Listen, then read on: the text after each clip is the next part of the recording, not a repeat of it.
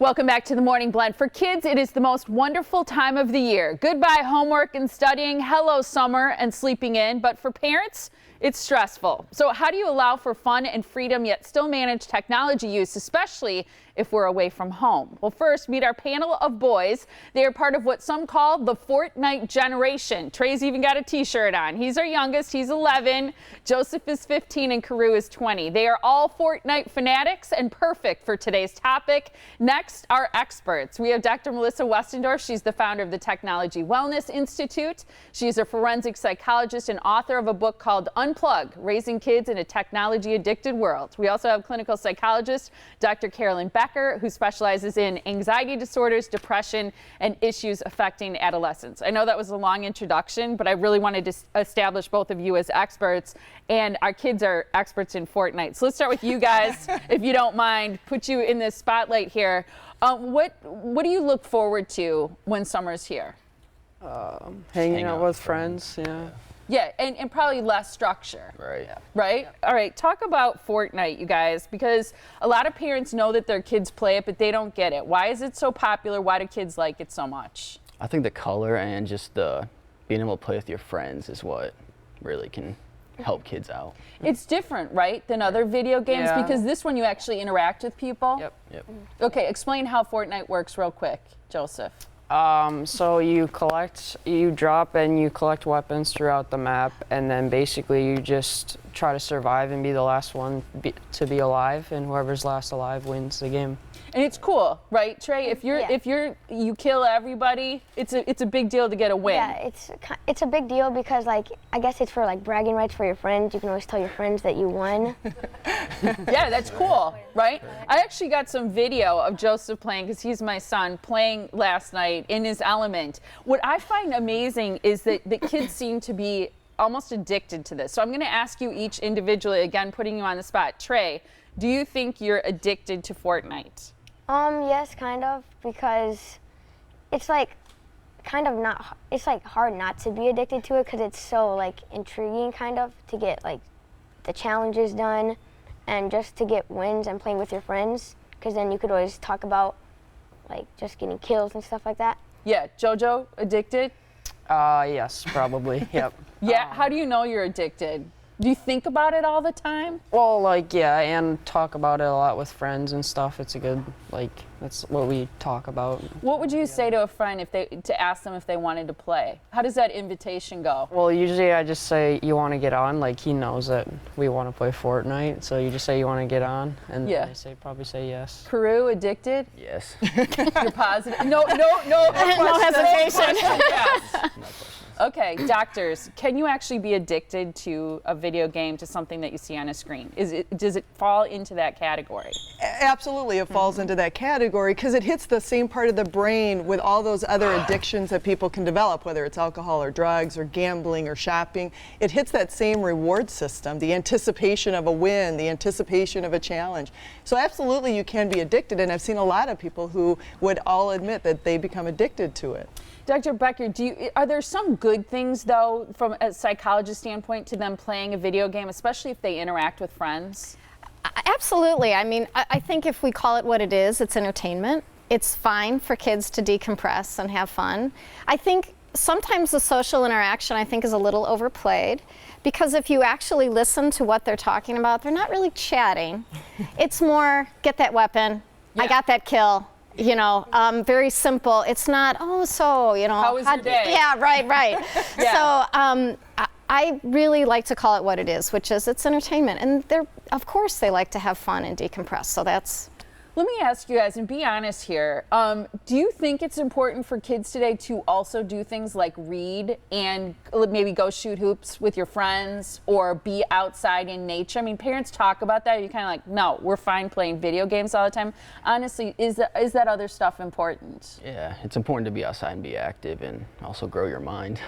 And be a little balanced? Yeah. What do you think, Trey? Reading? I mean, I'm not a big fan of it, but I guess you should do it because it will help you in the future. Because if you just play Fortnite your whole life, you could get addicted and not do anything of your life. Yeah, because I always tell Joseph, I'm worried your brain's going to turn into mush. Do you think it's important to do other things? Yeah, my health teacher talks about rest and play, where you should like rest, read a book, maybe play video games, but you should also play and like go out with friends or play basketball or whatever. I like that. Is there any advice you'd have to them as a 20-year-old looking at a 15-year-old and 11-year-old? Just need to find the balance between being active and playing video games. Being active is more important, but Yeah. you also got to play video games with your friends. Yeah. Yeah, because you're in college, so Right. you see it kind of looking back.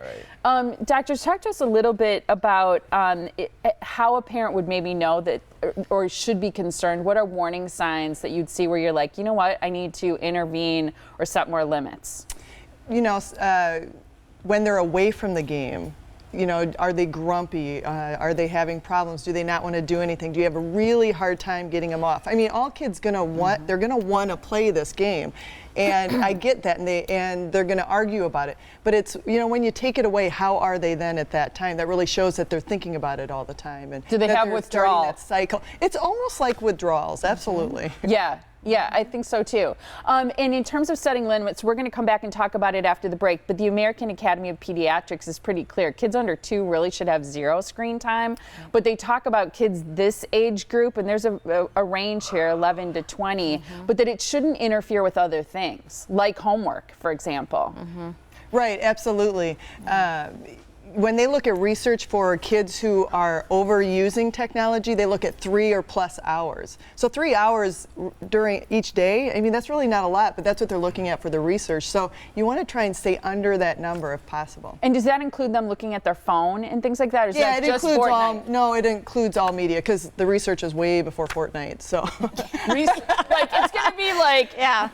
the ADBC Right, absolutely. before Fortnite. Okay, they've all agreed to stick around. We're going to talk to you a little bit more about setting limits and some tips you have for parents, especially parents who work and they're away from the home. I worry about this. What if he sits home and he plays video games all day? Then for sure his brain is going to become Absolutely. mush. Yes. So we're going to talk a little bit about that after the break. Thanks you guys for being so honest. We appreciate it. So 3 tips to get kids to unplug. Let's see if the kids and the experts agree. That's coming up next. And if you'd like to see more Morning Blend, you can check out streaming video on our website, themorningblend.com. Stay tuned. We'll be right back. Welcome back to the Morning Blend. A few minutes ago, we chatted with this group of boys, age 11 to 20, about the wildly popular game Fortnite. We also heard from our 2 psychology experts about managing screen time. Okay, I'm going to blow your minds, I think, and ask the kids, because we talked about this during the commercial break. Trey, I'm going to start with you. You're 11. Love the Fortnite shirt. Is it true your mom bought that for you? Yes. Okay. How many hours, let's say left unsupervised, would you actually play Fortnite if you didn't have to do chores or school or homework and you were just at home? I would probably play for about 3 to 4 hours, and then I'd probably get bored of it because playing the same game for 4 hours kind of gets a little boring. And then I'd probably watch YouTube of Fortnite, and then I'd want to play it again because I'm watching other people play. So then I'd want to play it again, and then I'd play for like another 2 hours until like dinner or something. Okay, this is scary, but let the experts hold on a second. Joseph? Yeah, I'd probably play till I get bored, which is around like 4 hours, and then I do the same. I usually watch streamers, which means they do it live, and then, like you said, I want to play after that too. Are you concerned at all about your brain becoming mush? No. I don't All right, Carew? I would say if I didn't have anything to do, I'd do probably 8 hours, but I would get bored of it. Just like they said, just gotta go watch like. And then you for a watch second. other people play it? Yeah. Right. See, I think that's crazy. Do you worry about your eyes at all? Because there are stories, right? Yeah. What is the story that you've heard? Well, the best Fortnite player called Ninja. He has had to have surgery in his eye because he started going blind in one eye, and then he had surgery and it got better, I guess. Yeah. And then he took like 3 months off of video games. Do you ever lose track of time, do you feel like? Yes, I lose track of time a lot because games are average. Like if you win a game, it's average 20 minutes. And if you play a lot of games, you just lose track of time because I don't have a watch that I wear. And I don't check it if I did have a watch. Right. It's not checking it. Okay, doctors, what do you want to say about all this? I think, you know, when you said what's surprising about this, actually the amount of time they're putting on Fortnite is not a surprise to me. It's not. No, I think what's surprising is that when you asked about balance, they each said that they think balance is a good idea. And it really underlines the myth of self-regulation. Kids cannot self-regulate this. Many adults can't either. So Well, and on that note, guys, just real quick, do your parents do anything to regulate your screen time? Well, since I'm 20, I don't really think they do. Really. Yeah, because you're out of the Yeah. house a lot. Yeah. Joseph? Well, you sometimes you set like a time limit, like you can play for 2 hours or. Well, are you 2 hours? I don't know if I ever said that. But a lot of times I'm like, do your homework. And he's like, let me finish this game. And, you know, how about you? Do your parents set Like, limits? Yeah, they do set limits because sometimes I'll be playing and then they're like, it's been 2 hours, you can get off now. But then I always finish my game. I never go up right away because I don't just leave a match. Yeah, because you might be right in the middle of a win or a kill, right? Yeah, you can't leave that. Doctors, one of the things I've read is that screen time should be earned, that it's a privilege. On that note, let's talk about one of your 3 tips, and that is some type of chart. Yes. Yes. Okay. So this is the chart. The kids are a fan of this. And sorry there, Trey. And so what you can do is super easy to do. You can run out to Office Max, whatever, pick up these things. These are teacher tools, and then buy some index cards, and you can put your kid's name on here. And how I've done it is this row is 15 minutes. So on there you put vacuum living room. You earn 15 minutes of screen time. And then they can just put it right behind their name. Oh, that's cool. And then, like down here, I value practicing sports, right? So if you're in basketball or baseball or lacrosse, whatever you're doing, you have to practice it for an hour. I'll give you that equivalent of screen time if you're doing that for an hour. Okay, so like Joseph, if you have a baseball game that's 3 hours, do you think you should get 3 hours of screen time? Yeah. No, it doesn't work like that. Right, yeah, no, okay. This is for during the summertime if your kid is going to be home for a portion of the day, either by themselves or even if you're at home. If they want to earn their screen time, they have to do these different things. Pulling weeds, I'm a big fan of pulling weeds in the house or, outside the house. Yeah, walking the dog, I saw Walking there. the dog, absolutely. Cleaning the bathroom, I Cleaning love. the bathroom, watering the flowers. You know, you can put anything on here that you want. Anything that works with your family. You can add things, take things off. Whatever you want to do. And I would really recommend the younger the kid, the better this is, because if you get them used to this pattern of, okay, this is how I earn it, it's so much easier than when your kid is 14 and you're trying to introduce it. Right, so after chores, after homework, then you earn this Right. time. Dr. Becker, I like one of your suggestions, which is structure a rotating home base with people in your neighborhood or your friends. So in other words, you say I have a group of kids at my house, today we're gonna go to the pool. Right. Bring a picnic, whatever, and I take the kids in my friend group, neighborhood group, and then you rotate it. So you're really only planning maybe 1 day a week or 2 days a week. Exactly, and you're leaning on the idea that people have some flex or some time off in the summer. I know that not everybody has that ability to be able to take a day to be at headquarters for that day.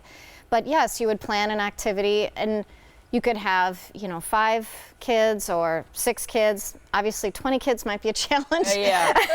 But a fair number of kids, and plan an activity. And there's lots of free activities through the city and in the trails, community. things Absolutely. like that.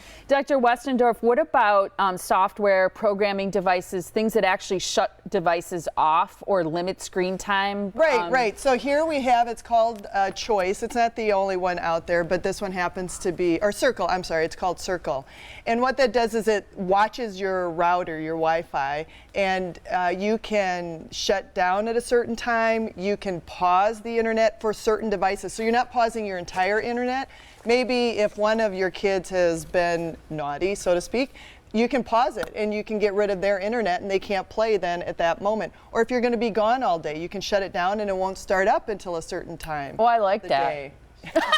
Just real quick, because we ran out of time. One of the suggestions is have your parent watch TV with you or actually play video games, or you teach them to play.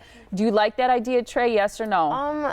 I mean, I've tried to teach my mom myself, but she was like really bad and I couldn't help but to her to use the controller, and I kept grabbing it from her. Right, so it's not so fun. It's not. Joseph, you want to teach your mom to play yeah. Fortnite, Battle Royale? Yeah. Yeah, you think she'd be good at it? No. All right, Trey? No. You guys, thank you so much for the honesty. If you'd like to learn more about the Technology Wellness Center, and you should if you're a parent, and the resources available to parents to help kids unplug and monitor media use, visit them online at technologywellnesscenter.com. You guys are fantastic. Happy summer to everybody. Happy balance.